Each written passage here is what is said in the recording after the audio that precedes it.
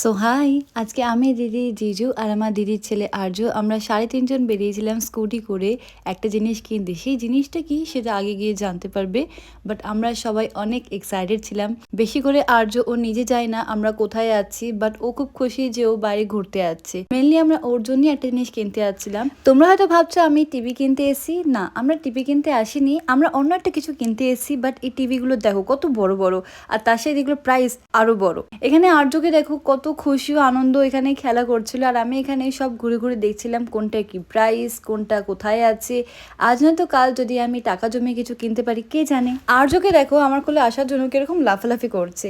আর next day ছিল আমাদের বাড়িতে ডেলিভারি। তোমরা গেস করতে পারো আমরা কোন জিনিসটা অর্ডার করেছি। সেই জিনিসটা দেখে হয়তো অনেক মানুষের ভাববে আরে এই জিনিসটা তো নর্মাল সকলের বাড়িতেই আছে।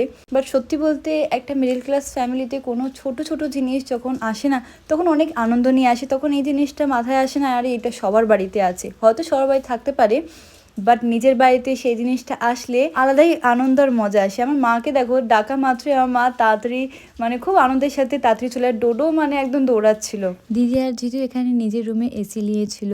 নর্মালি এই এসিটা শুধুমাত্র কেনা হয়েছে আর্যর জন্য, কারণ আর্য রাতে ঘুমাতে পারে না, এত পরিমাণ গরম ও রাতে জেগে থাকে 4টে পর্যন্ত। ভাবতে পার এভরিডে আমি এরকম সকালবেলা উঠে ওর সাথে খেলা করি। সো তোমাদের এই ভিডিওটা ভালো লাগলে কমেন্টে জানিও। বাই।